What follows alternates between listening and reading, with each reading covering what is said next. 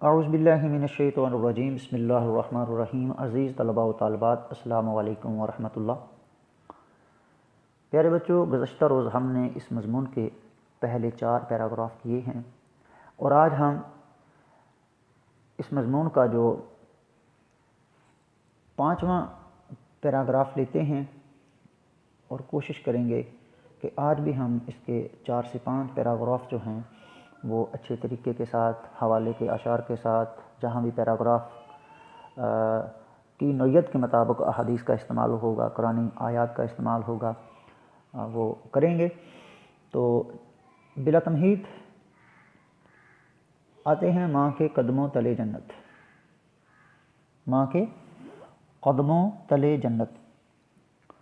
تو رسول اللہ صلی اللہ علیہ وسلم کا بھی فرمان ہے کہ تمہاری ماؤں کے قدموں تلے جنت ہے۔ تو عزیز طلباء و طالبات،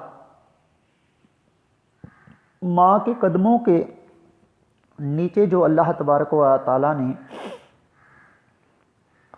اہمیت اور فضیلت اور کے پیش نظر جو مقام و مرتبہ دیا ہے، اس کے پیچھے ماں کی بہت بڑی قربانی ہے۔ جب بچہ پہلے روز اپنی والدہ کے پیٹ میں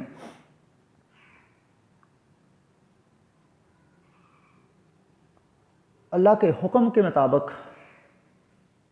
ماں کے رحم میں پرورش پاتا ہے اور مسلسل 9 ماہ تک ماں اپنے اس بچے کی پرورش کو اپنے پیٹ کے اندر جو تخلیق کے جو معاملات ہیں خداوند کریم کی طرف سے، تخلیق اللہ تبارک و تعالیٰ کرنے والا ہے، لیکن اس کائنات کے اندر تخلیق کرنے کا جو دوسرا مقام ہے وہ ماں کو اللہ تبارک و تعالیٰ نے دیا ہے۔ تو یہ بہت بڑی قربانی ہے۔ آج ہم اپنے بیگ کا چند کلو وزن جو ہے وہ چند گھڑیاں برداشت نہیں کر سکتے، لیکن یہ ہماری ہی ماں ہے جو اپنی بچوں کو 9 مہینے اپنی کوکھ میں، اپنے پیٹ میں ان کی دیکھ بھال کرتی ہیں، اور پھر جب بچے کو پیدا کیا جاتا ہے، ڈلیور کیا جاتا ہے، تو یہ زندگی اور موت کا معاملہ ہوتا ہے۔ اسی وجہ سے ماں کی اس قربانی، ماں کی اس محبت کے پیش نظر رسول اللہ صلی اللہ علیہ وسلم نے بھی ماں کے قدموں کے نیچے جو جنت کی بشارت سنا دی، وہ اسی قربانی، اسی ہمدردی، اسی پیار کی وجہ سے ہے۔ اور اللہ تبارک و تعالیٰ نے بار بار قرآن مجید میں ارشاد فرمایا وَبِالْوَالِدَيْنِ احسانا، کہ اپنے والدین پر احسان کرو۔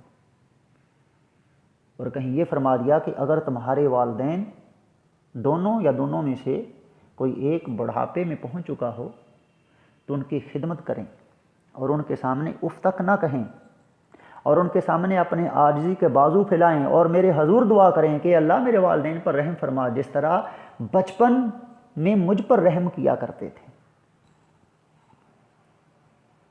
تو ماں کے قدموں کے نیچے جنت اسی صورت میں ہم حاصل کر سکتے ہیں جب ہم اپنی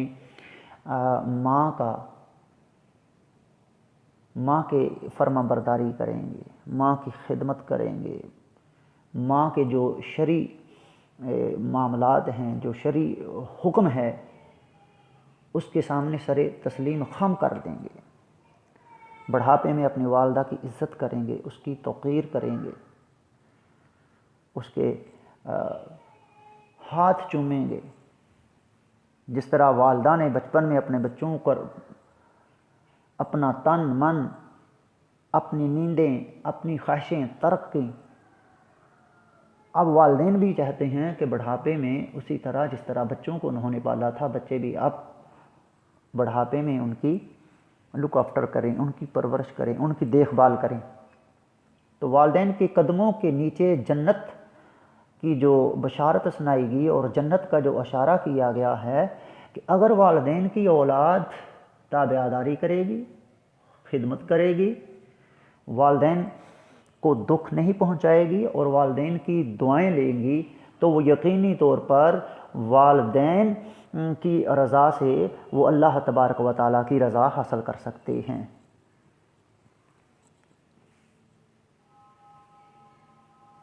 تو آئیے چلتے ہیں، باپ جنت کا دروازہ ہے۔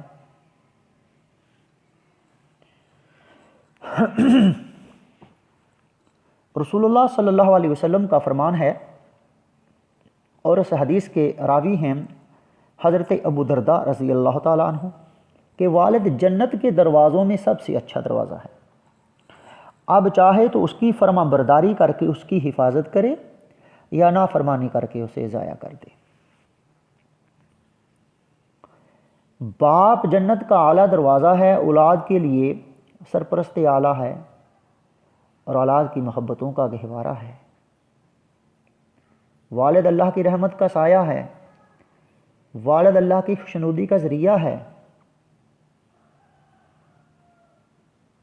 اور والد اللہ کی صفت ربوبیت کا مظہر ہے۔ دنیا میں اولاد کے لیے بہترین اور رسائی اور سہارا ہے، اور وہ اللہ کا لاکھ لاکھ شکر ادا کریں جن کے سروں پر ان کے والدین کا سایہ ہے۔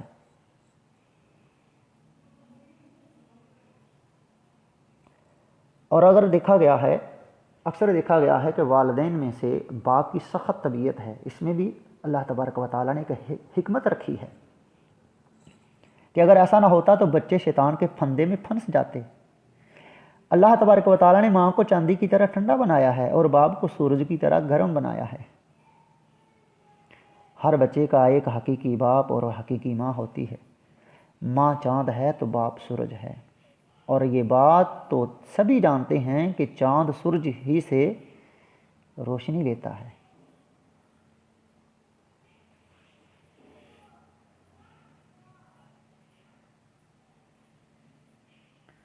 ہمیں پڑھاؤ نہ رشتوں کی کوئی اور کتاب، پڑھی ہے باپ کے چہرے کی جھریاں ہم نے۔ مجھ کو چھاؤں میں رکھا اور خود جلتا رہا دھوپ میں، میں نے دیکھا ایک فرشتہ باپ کے روپ میں۔ ماں اگر جنت ہے تو باپ اعلیٰ دروازہ ہے۔ ماں جنم دیتی ہے تو باپ زندگی دیتا ہے۔ ماں چلنا سکھاتی ہے تو باپ دوڑنا سکھاتا ہے۔ ماں کھڑا ہونا سکھاتی ہے تو باپ کھڑا رہنا سکھاتا ہے۔ ماں بچے کی حفاظت کرتی ہے تو باپ ماں اور بچے کی، اپنے گھر کی، سب کی حفاظت کرتا ہے۔ ماں اگر گھر کو سجاتی ہے تو باپ گھر کو بناتا ہے۔ ماں کی گود مدرسہ ہے تو باپ اس کی عمارت ہے۔ ماں کے قدموں نیچے جنت ہے تو باپ ہی اسے جنت بنا دیتا ہے، اسے بہترین جنت بنا دیتا ہے، اور اس جنت کی حفاظت کرنے والا بہترین پہرہ دار ہے۔ ماں انتہائی شفیق ہے اور باپ بہت مہربان ہوتا ہے۔ اسی لیے رسول اللہ صلی اللہ علیہ وسلم نے فرمایا کہ باپ کی رضا میں رب کی رضا ہے۔ رب کو راضی کرنا ہے تو پہلے باپ کو راضی کریں۔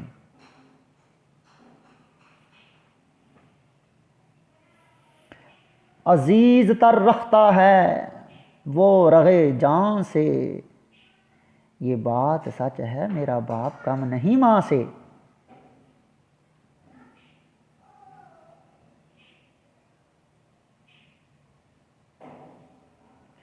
تو آتے ہیں قربانی کے رشتے کی طرف۔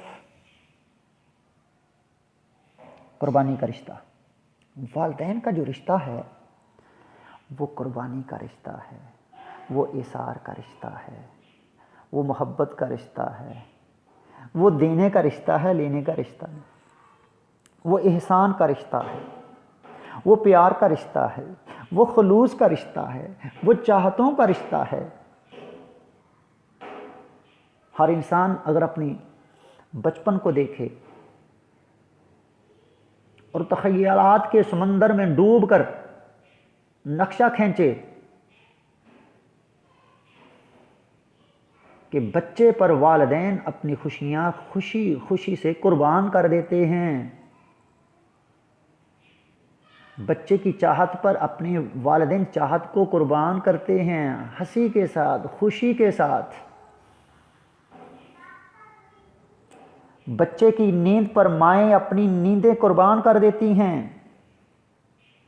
نومولود بچے کو دیکھیں کہ جب وہ بچہ بستر پر یورن کرتا ہے تو ماں اس گیلی جگہ پر خود سوتی ہے اور اپنی گرم جگہ پر بچے کو لٹا کر اس کی نیند پوری کرتی ہے کہ میرے بیٹے کی نیند جو ہے وہ خراب نہ ہو۔ خود اپنی نیند کو قربان کر کے اپنے بچے کو میٹھی نیند سلاتی ہے۔ اللہ اکبر۔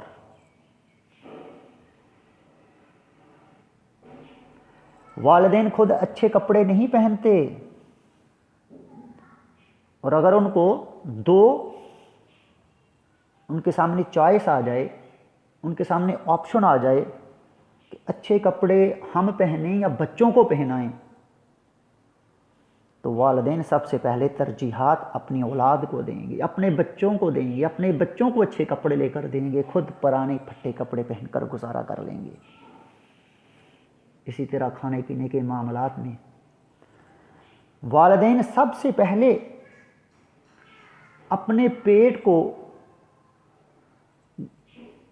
باندھ کر، خود بھوکا رہ کر سب سے پہلے اپنی اولاد کا پیٹ بھرتے ہیں، اور جب ان کی اولاد کا پیٹ بھر جائے تو وہ خود اپنے آپ کو یہ محسوس کرتے ہیں کہ ہم نے بھی سیر ہو کر کھا لیا ہے۔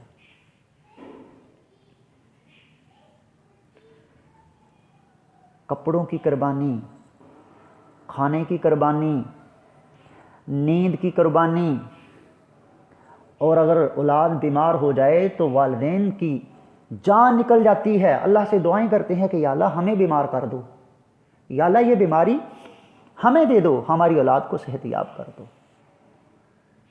تو مالی، جانی، ہر طرح کی قربانی دینے والا جو اس کائنات کے اندر جو رشتہ ہے وہ والدین کا رشتہ ہے، وہ ماں باپ کا رشتہ ہے۔ اس کائنات کے اندر والدین کے علاوہ کوئی رشتہ نہیں جو آپ پر قربان ہو۔ صرف اور صرف اس کائنات کے اندر کوئی مخلص رشتہ ہے، ہمدرد رشتہ ہے تو وہ والدین کا ہے۔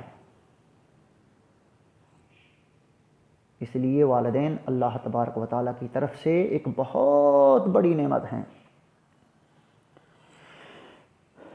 پہلی درسگاہ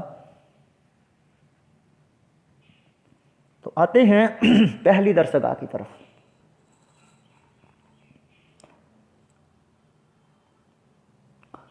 ماں کی گود انسانیت کا پہلا مکتب ہے،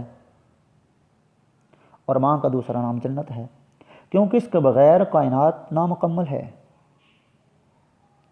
دراصل ماں کی اطاعت اور فرما برداری سعادت مندی ہے۔ عورت کا حسین ترین روح ماں ہے۔ دھرتی کی سب سے قیمت چیز ماں ہے۔ ماں کی خدمت عبادت ہے۔ ماں جنت کے دروازوں میں سے درمیان والا دروازہ ہے۔ ماں ایک آہ ہے جو سیدھی عرش پہ جاتی ہے۔ ماں کی محبت چٹان سے زیادہ مضبوط اور پھول سے زیادہ خوبصورت ہے۔ اور بچہ جب اپنی ماں کی گود میں آنکھ کھولتا ہے، چند مہینوں کا ہونے کے باوجود جب روتا ہے، چیختا ہے، چلاتا ہے، تو جب اس کو کوئی خاندان میں سے اس کے بہن یا بھائی اٹھائیں تو بچہ محسوس کر لیتا ہے کہ میں اپنی ماں کی گود میں نہیں ہوں۔ وہ ماں کی خوشبو سے، وہ ماں کے کپڑوں کی خوشبو سے پہچان لیتا ہے۔ چند مہینوں کا ہونے کے باوجود اگر اس کو سب سے پہلے جو شناخت ہوتی ہے، نہ اس کو باپ کی ہوتی ہے، نہ بھائی کی ہوتی ہے، نہ بہن کی ہوتی ہے، نہ خالہ کی ہوتی ہے، نہ ماموں کی ہوتی ہے، نہ دادے کی ہوتی ہے، نہ دادی کی ہوتی ہے، اگر سب سے پہلے اگر کوئی پہچان ہوتی ہے، سب سے پہلے اگر وہ شناخت کرتا ہے تو اپنی ماں کی کرتا ہے۔ تو وہ روتا ہوا، چیختا ہوا، بلکتا ہوا بھوکا بچہ جب اپنی ماں کی آغوش میں آ جاتا ہے، اس کی گود میں آ جاتا ہے، تو اپنی ماں کی خوشبو سے پہچان کر بالکل خاموش ہو جاتا ہے، وہ رونا بند ہو جاتا ہے۔ تو پھر وہی بچہ چند سالوں کے بعد، چند مہینوں کے بعد ماں کی بولی بولتا ہے۔ سب سے پہلے جو لفظ بولتا ہے وہ اماں بولتا ہے، وہ ماں بولتا ہے، وہ مدر بولتا ہے۔ سبحان اللہ۔ تو سب سے پہلے جو بہترین جو استاد ہے، استاد الاساتذہ، وہ ماں ہے۔ ماں ہی بچے کو سب سے پہلے سکھاتی ہے۔ جو کچھ بچہ سیکھتا ہے وہ ماں سے ہی سیکھتا ہے۔ اگر آپ کو میں مزید تھوڑا سا پیچھے لے جاؤں تو محققین اور ماہرین نے کہا ہے کہ اگر مائیں جب حمل ہوتا ہے تو اگر مائیں اچھی اچھی کتابیں پڑھیں گی،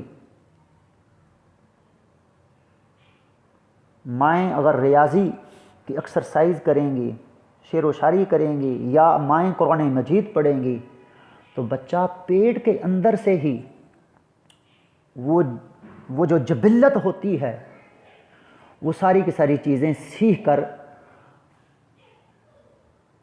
اس دنیا میں آئے گا۔ پھر وہ بچہ انتہائی سمارٹ ہوگا، انتہائی جینیس ہوگا۔ تو اسی وجہ سے ماں کی جو گود ہے وہ پہلی درسگاہ ہے، اور بچہ اپنے والدین سے ہی سیکھتا ہے۔ اکثر آپ نے دیکھا ہوگا کہ ہمارے معاشرے کے اندر کچھ بچے جو ہیں انتہائی شریر ہوتے ہیں، نافرمان ہوتے ہیں، تو اشارہ دیا جاتا ہے کہ گھر سے اس کی اچھی تربیت نہیں ہوئی۔ تو جن ماؤں نے اپنے بچوں کی اچھی تربیت دی ہوتی ہے، معاشرے سے ان کا آپ کو ایک اچھا تاثر ملے گا، آؤٹ پٹ ملے گی، ایک اچھے کمنٹ ملیں گے، لوگوں کے خیالات کے اظہار سے اس کی اچھی یا بری تربیت کا اظہار کیا جائے گا۔ یہ فیضان نظر تھا یا کہ مکتب کی کرامت تھی، سکھائے کس نے اسماعیل کو آداب فرزندی۔ تو حضرت اسماعیل علیہ السلام نے جو سیکھا تھا وہ اپنے گھر سے سیکھا تھا، اپنے والدین سے سیکھا تھا۔ حضرت غوث اعظم رضی اللہ تعالیٰ عنہ کہ جب ایک قافلے کے ساتھ جاتے ہیں تو سب لوگوں کو ڈاکو لوٹتے ہیں اور ان کے پاس بھی آتے ہیں، ہاں بھائی بتائیں آپ کے پاس کیا ہے؟ کہتے ہیں میرے پاس اتنے پیسے ہیں۔ جب وہ ڈھونڈتے ہیں، تلاش کرتے ہیں تو نہیں ملتے، وہ کہتے ہیں آپ بیٹے جھوٹ بولتے ہو۔ اس نے کہا نہیں، میری ماں نے مجھے جھوٹ بولنا نہیں سکھایا، سچ بولنا سکھایا ہے۔ یہ دیکھیں میرے قمیض کے اندر کپڑوں کے اندر روپے سلے ہوئے ہیں۔ تو یہ والدہ کی تربیت تھی۔